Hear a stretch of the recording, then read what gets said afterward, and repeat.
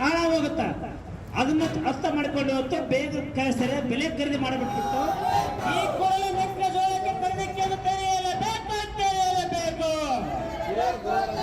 ಮೆಕ್ಕೆಜೋಳಕ್ಕೆ ಧಿಕ್ಕಾರ. ಈ ಕೂಡಲೇ ಖರೀದಿ ಕೇಂದ್ರ ತೆಗೆಯಲೇಬೇಕು.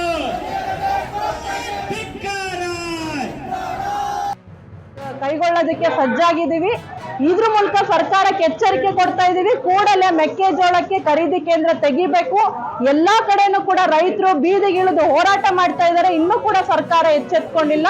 ಇಲ್ಲಿ ಇವತ್ತು AIKKMS ಆಗ್ರಹಿಸ್ತಾ ಇದೆ, ಕೂಡಲೇ ಸರ್ಕಾರ ಖರೀದಿ ಕೇಂದ್ರ ತೆಗಿಬೇಕು. ಮೆಕ್ಕೆಜೋಳ ಕ್ವಿಂಟಲ್ಗೆ 3,000 ರೂಪಾಯಿ ನಿಗದಿಪಡಿಸಬೇಕು. ಹಾಗೇನೆ ಬೆಳೆ ವಿಮೆನೂ ಕೂಡ ಪರಿಹಾರನೂ ಕೂಡ ಇದುವರೆಗೂ ಸರ್ಕಾರ ಕೊಟ್ಟಿಲ್ಲ. ಅಲ್ಲೂ ಕೂಡ ಪರಿಹಾರನ ಕೊಡೋದಕ್ಕೆ ಕ್ರಮಗಳನ್ನ ಕೈಗೊಳ್ಬೇಕು ಅಂತ ನಾವು ಈ ಮೂಲಕ ಒತ್ತಾಯಿಸ್ತಾ ಇದೀವಿ. ಎಲ್ಲರಿಗೆ ಬೆಳೆ ಪರಿಹಾರ ಹಾಕ್ಲೇಬೇಕು. ಈಗ ರೈತರ ಜಮೀನಲ್ಲಿ ಕೃಷಿ ಕೆಲಸ ಮಾಡೋದ್ರಿಂದ ಜನ ಜಾಸ್ತಿ ಬಂದಿಲ್ರಿ. ಇನ್ನು ಮುಂದಿನ ದಿನಮಾನಗಳಲ್ಲಿ ಇನ್ನು ಫುಲ್ ಉಗ್ರವಾದ ಹೋರಾಟ ಮಾಡ್ಬೇಕಾಕೈತಿ. ಆ ಮುಖಾಂತರ ಇವತ್ತು ಎಲ್ಲರೂ ಬಂದು ಸ್ವಾಭಾವಿಕವಾಗಿ ಒಂದು ಮನವಿ ಕೊಡಾಕತ್ತೀವಿ. ಈ ಮನವಿಗೆ ಬಂಧಿಸಿ ಎಲ್ಲ ರೈತರಿಗೆ ಬೆಳೆ ವಿಮಾ ಮತ್ತು ಗೊಂಜಾಳ ಬೆಲೆ ಎಲ್ಲ ಒಂದು ಸಂಪೂರ್ಣ ಒದಗಿಸ್ಬೇಕಂತ ಈ ಮೂಲಕ ತಿಳಿಸ್ಕೊಡ್ತೀವಿ. ಬ್ಯಾರೆ ಹುಡುಗ ರೈತರು ಕಟ್ಟಂದ್ರೆ ರೈತರು ಹಾಕ್ಬೇಕು.